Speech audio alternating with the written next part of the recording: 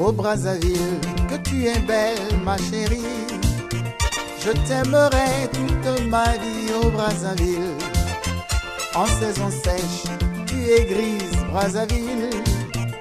Mais une brise suffit pour te rendre plus belle. Brazzaville, à la verte saison, quelle belle parure faite des dorures, des flamboyants. Brazzaville, quelle belle verdure que la nature légua à ta progéniture. Ô Brazzaville, que tu es belle ma chérie. Bonsoir et merci pour votre fidélité à Brazza Info, le magazine de la municipalité de Brazzaville. L'opération déguerpissement initiée par la mairie de Brazzaville poursuit son bon nombre de chemin. Wenze, le 5e arrondissement de Brazzaville, a été en ligne de mire de cette opération. La mesure des autorités municipales demandant aux commerçants des marchés parallèles de regagner les marchés domaniaux, une pilule amère pour ces derniers. Alors, quel est l'intérêt de construire ces 10 marchés? Réponse tout à l'heure. Après la visite d'inspection des sites érosifs de Brazzaville, la mission d'assistance technique américaine ayant mené une étude de terrain a fait la restitution de son rapport aux autorités communales de Brazzaville et de Kinteli.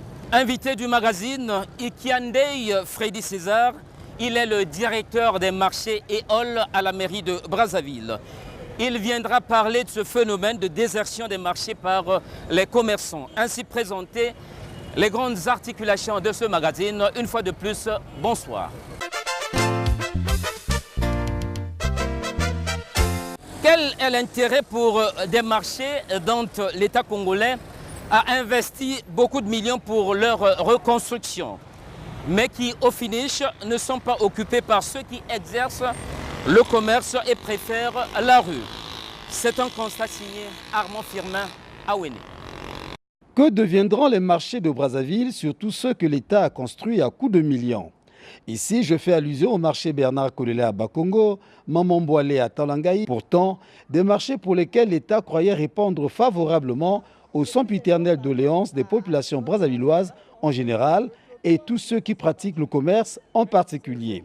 Aujourd'hui, force est de constater que ce même État s'est rendu à l'évidence que malgré toutes les tractations enregistrées et les fonds alloués pour réaliser ce rêve tant attendu, des marchés modernes et bien équipés ne sont que peine perdue. Car un paradoxe émouvant met tout le monde dans l'expectative quant à l'avenir de ces joyaux dont les bénéficiaires dubitatifs préfèrent la rue pour continuer d'exercer leurs activités commerciales. Ce, après la brillante opération de déguerpissement qui s'est déroulée avec maestria sur les grandes artères de quelques quartiers de Brazzaville. Pour quel intérêt l'État doit-il continuer à construire les marchés tant il est vrai que les premiers ne sont toujours pas occupés? Aussi, ces vendeuses et vendeurs refusent de s'installer dans ces marchés. Cependant, quelles sont les stratégies qu'il faut utiliser pour persuader ces commerçants et leur faire entendre raison afin de pouvoir quitter la rue? Par ailleurs, nous savons tous qu'aussi longtemps que ces marchés resteront vides, l'on court le risque de faire la part belle au rebut de la société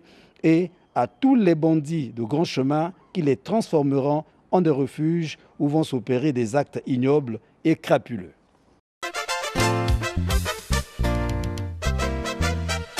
Bientôt un recensement de tous les contribuables de la mairie de Brazzaville. C'est l'une des grandes décisions issues de la session budgétaire du conseil départemental et municipal de la ville de Brazzaville tenue du 12 au 22 février dernier. Marcel Ngimbi Mbenze revient sur les détails de cette décision qui fait office de délibération du conseil. Combien de contribuables compte la commune de Brazzaville? On ne saurait répondre à cette question avec exactitude. Ce qui est vrai, c'est que leur nombre va crescendo au fil des années, eu regard à toutes les activités entreprises ici et là sur l'ensemble du territoire urbain de la capitale.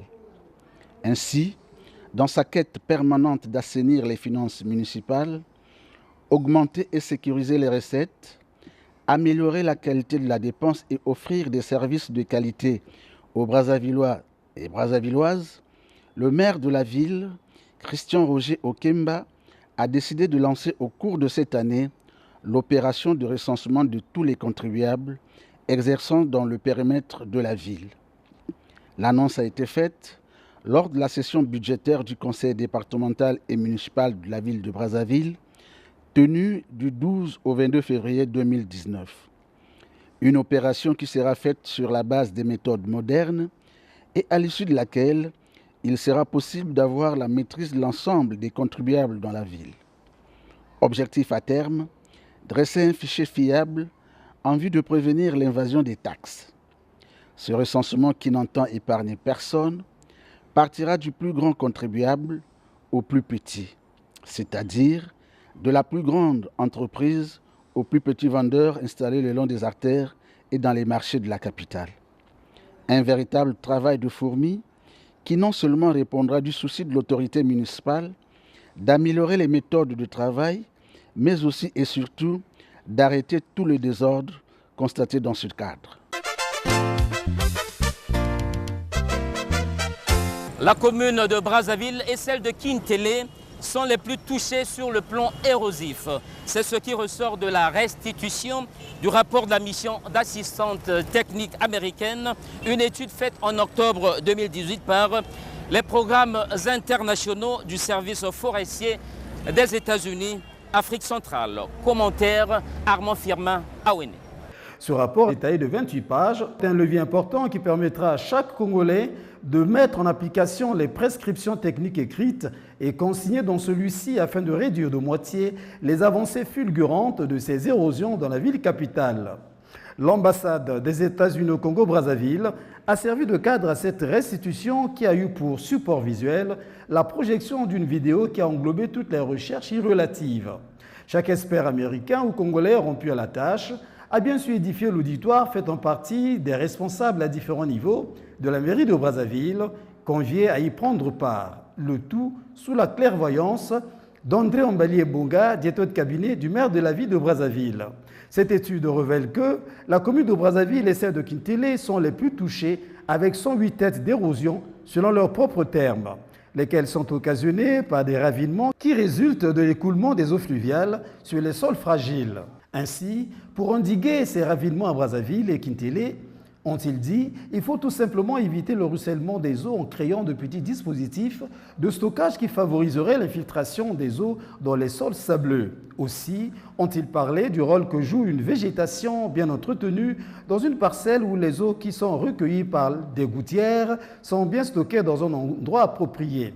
Car les eaux non orientées provoquent souvent des crevasses qui entraînent des ravinements. Eu égard à ce qui précède, plusieurs recommandations ont été prises, notamment sensibiliser les Congolais sur les problèmes d'érosion et les exhorter à sauver leur quartier, concevoir pour faire face à l'écoulement des eaux ruisselantes, inclure des clauses exigeant l'instauration des mesures de stabilisation anti-érosion pour les grands projets de construction interrompus temporairement pour des raisons financières et autres, signalant que ce rapport de 28 pages peut faire l'objet d'une feuille de route pour les pouvoirs publics afin d'amorcer des solutions idoines à ce phénomène érosif qui de nos jours se présente comme une épine dans le pied de certains Congolais. Dans le cadre de l'opération de déguerpissement des occupants anarchiques du domaine public à des fins commerciales qui sera lancée sous peu, le conseil du maire central, Nicodème Okwéré, est descendu à Ouenze le mercredi 27 mars dernier. Objectif, voir si les directives du premier citoyen de la ville capitale de libérer les trottoirs des avenues principales est respectées par les commerçants, les tenanciers des caves et autres barbecues. Malheureusement, plus de 3 semaines après qu'il ait été sensibilisé à propos par les autorités municipales, ces derniers sont encore sur les lieux. Voici le constat d'Alexis Ngolo. Mais il faut libérer la route. À peine que nous étions là, le voilà. Vous avez encore envahi la route. Comment? C'est ainsi que s'est exprimé le chargé de mission du maire central en charge des questions de déguerpissement le mercredi 27 mars dernier à Ouenze dans le 5e arrondissement, après qu'il ait été désagréablement surpris de constater sur le terrain que le message que l'administrateur maire de cet arrondissement et lui avait fait passer il y a de cela plus de 3 semaines au nom du maire de Brazzaville soit tombé dans les oreilles des sourds. En effet, en dépit de la campagne de sensibilisation sur l'opération de déguerpissement des occupants illégaux du domaine public qui sera lancée sous peu, les vendeurs et vendeuses qui exercent leur activité commerciale à des endroits interdits, notamment aux alentours du siège de la commune, du poste de sécurité publique et sur l'avenue qui sépare les deux administrations publiques, étaient toujours sur les lieux sans la moindre crainte de la loi. Des marchandises étalées à même le sol et au-delà de la devanture des magasins, des parasols et des bâches placés de part et d'autre des ruelles et avenues barrés par certains d'entre eux sans le moindre souci des libertés des autres citoyens. Ici, le chargé de mission du maire de Brazzaville, en charge des questions de déguerpissement, Nicodème Okwéré, a simplement fait comprendre à ses vendeurs et vendeuses que l'autorité municipale ne leur empêche pas d'exercer des activités commerciales. Mais de grâce, a-t-il insisté, cela doit se faire dans le strict respect aussi bien de la réglementation en vigueur que des libertés des autres. Ces vendeurs et vendeuses ont d'ailleurs été invités, séance tenante, à enlever toutes leurs marchandises et autres obstacles qui encombraient la voie publique. C'est ce qui fut fait à la grande satisfaction des passants. À Texaco-la-Tiémé, transformé là aussi en un marché de fortune, Nicodème Okwéré a accordé quelques jours à ses vendeurs et vendeuses qui étalent leurs produits vivriers à même le sol avant qu'un autre endroit leur soit proposé pour qu'ils continuent d'exercer leur activité commerciale dans la quiétude. Toutefois, il leur a été demandé de libérer la devanture du poste de sécurité publique et de créer un espace au milieu de la ruelle pour permettre aux citoyens de circuler librement. Ici, c'est le commissariat de police. Il est interdit de vendre devant un commissariat de police comme ça. Et le maire de la ville vous aime beaucoup. Il ne vous a pas empêché de vendre. Il m'a délégué ici pour vous dire on va délocaliser ce marché-là. Il va donner les instructions au maire de Wenzé, on va vous trouver une place. Les commerçants, les tenanciers des caves et autres barbecues qui sont visibles le long des avenues de la Tiémé, de France et Miadeka, qui occupent illégalement le domaine public, ont eux aussi été priés de faire entrer leurs marchandises ainsi que leur clientèle dans leurs magasins et caves. Enfin, tous ceux des commerçants qui ont exprimé le désir d'occuper une partie du domaine public ont été invités à se rapprocher des services municipaux pour conduite à tenir. Ces Brazzavillois qui éprouvent d'énormes difficultés pour circuler aussi sur les trottoirs que dans les rues et avenues qui traversent les marchés apprécient l'initiative de la mairie de Brazzaville. Pour eux, cette opération doit s'étendre sur l'ensemble du périmètre urbain de Brazzaville. Ils sont au micro de Brazza Info. Il a bien travaillé. Même un tour, j'ai fait rentrer à l'intérieur dans la boutique. J'ai vu, c'est bien travaillé. Comme ça, nous sommes libres du passage. Passer vraiment comme ça, c'est bien. Quand les élus arrivent là-bas, vous pouvez vraiment voir. Mais nous sommes tranquilles du passage. Nous viendrons marcher tranquillement. L'opération est bien passée. Au fait, pour moi aussi, c'est bien pour que les voitures puissent passer. Quand quelqu'un est malade, que ça se passe bien. On peut avancer, laisser la voie là où les voitures peuvent passer. Ça commençait vraiment à devenir très gênant parce qu'on se retrouvait de plus en plus, beaucoup plus dans un marché que dans une ville. Et l'occupation était tellement anarchique que les piétons ne pouvaient même plus circuler. Et je crois que l'initiative de la mairie, c'est une initiative heureuse parce qu'elle vient vraiment soulager tous les riverains et donner une autre face à la ville qui devenait vraiment dénaturée avec tous les commerces, même les plus illicites. Il appartient maintenant au pouvoir public d'être ferme. Parce qu'il ne faudrait pas que ça soit un feu de paille. Il faudrait que les pouvoirs publics soient fermes à partir du moment qu'ils ont chassé tous ces occupants anarchiques. Il faudrait maintenant que la règle soit faite de telle sorte que dès qu'il y a un occupant, il y a déguerpissement. Maintenant, ce que moi je peux demander à ces occupants-là, c'est d'essayer de chercher à s'installer dans des marchés. C'est nettement mieux. Nous sommes quand même des Brazzavillois, nous sommes des natifs de Brazzaville, mais ce que nous étions en train de vivre en ce moment, c'était inédit. C'est appréciable. il faut donner de l'espace aux piétons, puisque là, ce trottoir est réservé pour les piétons. Donc les tenanciers des bars ne peuvent pas envahir et occuper le territoire, c'est-à-dire que les espaces de l'État. Nous avons des chauffeurs qui roulent à toute vitesse. Ça peut déraper ou un pneu crevé, et ça peut nous surprendre d'arriver chez les clients et il y aura mort d'homme, et il y aura des pertes et voilà ça. Le directeur des marchés et halls, préoccupé par cette situation paradoxale qui concerne les vendeurs qui, au lieu d'intégrer les marchés, préfèrent la rue. Freddy César Ikiande est l'invité de Brazza Info. Ce phénomène devenait comme à la mode, qui consistait à voir nos mamans, nos vendeuses occuper les artères principales, parce que pour eux, les clients qui sont de passage s'approvisionnent mieux que de fréquenter l'intérieur même des marchés. Ce qui est un problème dans ce sens que, en occupant les artères principales, s'étouffer la circulation et offrir un spectacle souvent désolant, en installant parfois à même le sol les vivres, ce qui n'est pas hygiéniquement normal.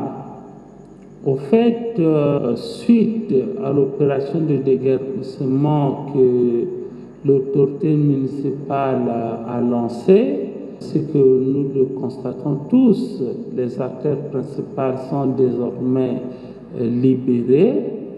Les initiatives ne tarissent pas. Ces initiatives vont dépendre d'un marché à un autre, parce que nos marchés n'offrent pas forcément la même configuration.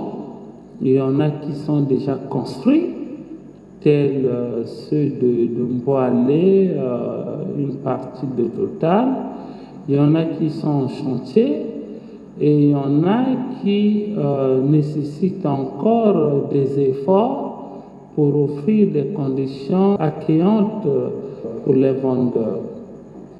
Ceci dit, au marché Total, par exemple, il y a un pavillon de Total A qui est occupé. Il y a un autre qui ne l'est pas, mais qu'à cela ne tienne, nous sommes en concertation avec nos partenaires au point de dénicher déjà 3 types de denrées qu'on ne retrouve pas sur tous les champs du marché, mais sur des périmètres réduits. C'est-à-dire, nous avons déjà identifié 3 denrées qui pourront être placés strictement au niveau de Total à l'étage, de sorte qu'on ne puisse plus en trouver à un autre endroit du marché Total. Parce que si c'est fait comme ça, quiconque veut acquérir l'une des denrées indiquées se verra dans l'obligation de gagner Total à l'étage. Et c'est pour cela que nous vous rassurons comme quoi les contacts sont bons, de telle sorte que dans un avenir très proche, on puisse voir ce pavillon être finalement occupé par les vendeurs avec lesquels nous sommes en train d'échanger. Nous avons des marchés comme celui de Mboalé, qui est pourtant bien construit, qui offre toutes les conditions d'un marché moderne, mais qui, lui aussi, est victime de cette réalité que je renvoie à la psychologie des vendeurs qui préfèrent toujours occuper la rue. Entre-temps, ils sont partis occuper autour de l'érosion de la deuxième sortie nord, là où on a désigné marché Les Boulots. Bien qu'ayant été déguerpis, les gens refusent d'intégrer le marché pour aller grossir le marché. Nous avons parlé avec le conseiller chargé au déguerpissement, M. Okwere. D'ici la semaine prochaine, on va descendre là-bas pour les ramener à la raison, quitte à aller occuper le marché domanial qui a été construit à cet effet, plutôt que d'offrir ces spectacles désolants qui ne fait pas bon. Par contre, certains marchés qui sont parfois étroits n'offrent pas forcément les conditions idoines pour accueillir le flux des vendeurs qui sont partis des artères principales pour les marchés indiqués. Et là, nous travaillons avec les associations des vendeurs, avec les vendeurs eux-mêmes en termes de chefs denrées, pour mettre de l'ordre. Les initiatives, j'ai dit, n'y tarissent point, mais avec nos mamans, nos sœurs, nos enfants, c'est toujours un travail incessant parce que ils ont des considérations qui les sortent de la logique. Figurez-vous, les gens qui ont été déplacés du marché dit de la Plaine, on les a orientés vers le marché du plateau centre-ville, qui est un marché dédié à la vente des fruits et légumes. Mais les voilà refuser ce marché, qui est un marché du reste historique, pour aller créer un autre marché après Elbo Sud. Et quand on leur demande de partir de là, les voilà aller occuper le champ d'action du CFCO entre l'hôtel Mbamou Palace et les rails du CFCO. Le chemin de fer a vite fait de réagir parce qu'il est en train de se relancer pour développer ses activités. Et ce sera totalement imprudent que ces mamans puissent occuper les alentours du passage du chemin de fer, ce qui n'est pas normal. Et nous allons travailler la semaine prochaine pour leur demander d'aller occuper le marché du plateau centre-ville, qui du reste est à moitié libre et va les accueillir naturellement.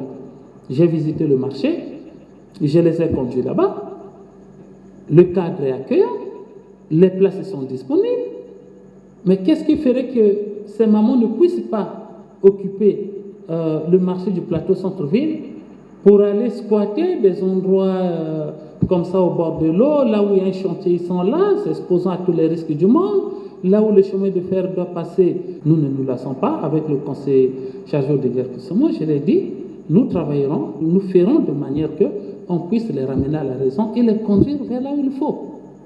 Si vous êtes par exemple sur l'avenue de l'OIA, nous avons travaillé avec les régisseurs du marché total, ainsi que les associations des vendeurs, quitte à recenser justement tous ceux qui sont en train de vendre sur l'avenue de l'OIA. Et le maire central nous a instruit, le travail est en train d'être fait de telle sorte qu'un site puisse être rendu disponible pour les accueillir. Donc, dans un temps sans doute raisonnable, dès que le site sera disponible, vous verrez que l'avenue de l'OIA sera elle aussi libérée. Terminons ce magazine par ce brin d'histoire où il est question de parler du quartier Bifouiti dans le premier arrondissement de Brazzaville, Makelikele. Cette histoire nous est contée ici par un habitant de Bifouiti, Bifouiti qui veut dire statuette. Il est au micro de Clèche Prosper Etoka. Le nom Bifouiti est attribué à ce quartier. Il était dans les années 1980, quand M. Konongo Benoît, notre défunt père, quitte le quartier Ouenze. Parce qu'avant, nous étions au rond-point Kulunda. C'est là où résidait le magasin, les ateliers Konongo. Bon, avec l'État, il y a eu la banque qui a dû prendre l'espace que nous travaillons. Et après, ça c'était donc notre deuxième parcelle. Il fallait donc qu'on érige un atelier au niveau de ce rond-point. Le quartier en lui-même, c'était le quartier Bimenga. Bimenga voulait dire tout simplement les intestins, bon, là où on jetait les bouteilles dans le temps. Et de l'autre côté, il y avait le quartier Citadel Tcholo. Lorsque nous avons implanté le magasin d'art Konongo Benoît, et les gens venaient donc visiter les ateliers Konongo, le magasin, et ça a été déjà donc une référence. Et cette référence a permis justement qu'on donne ce nom Bifouiti. Bifouiti veut dire les sculptures, le statut. C'est parti comme ça, hein. C'est des gens, juste en voyant papa travailler, le quartier était encore récent aussi, et ils ont dit non, il y a une référence là-bas. La référence que nous pouvons trouver, c'est M. Konongo. Bon, au lieu de dire le quartier Konongo, ils ont préféré mettre Bifouiti parce que c'est là où maintenant on travaillait la sculpture.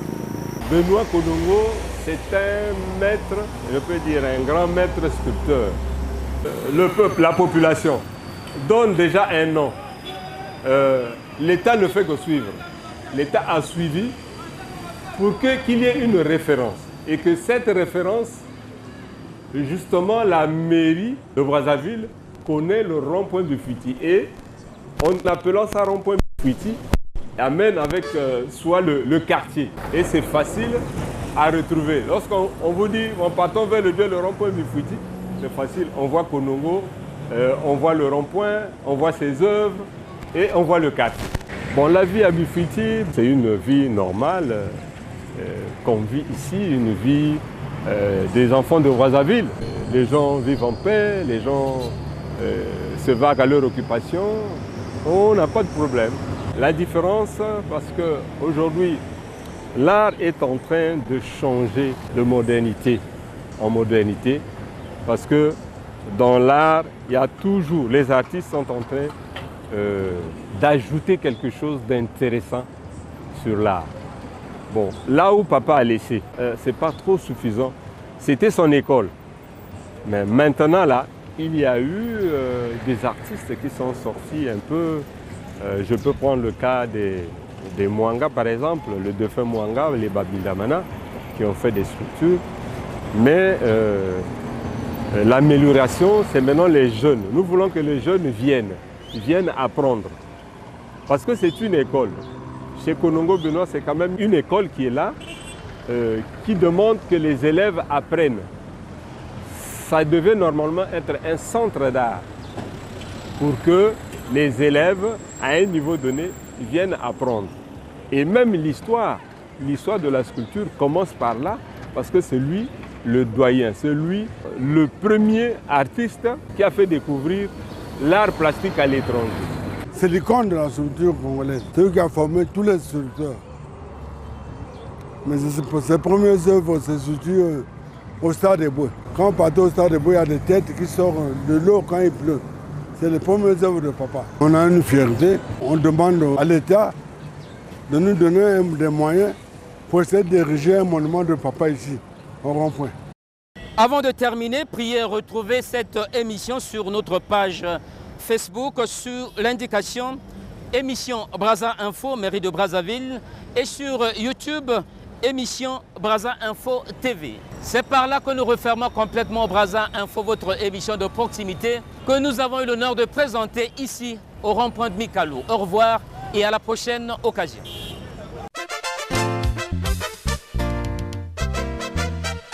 Oh Brazzaville, que tu es belle ma chérie. Je t'aimerai toute ma vie, oh Brazzaville. Ma kele est la clé de la ville. Bakongo veille toujours sur le Congo. Poto Poto te soutient de ses poteaux. Mungali, Boamadoukou jusqu'à Lali. Et Wenze, hospitalier, accueille tout le monde. Talanga et le narcissique veut qu'on le regarde. Quand un petit loup qui veille comme un vieux loup, Dungamaba à Landjiri chasse les filous. Oh Brazzaville, que tu es belle ma chérie.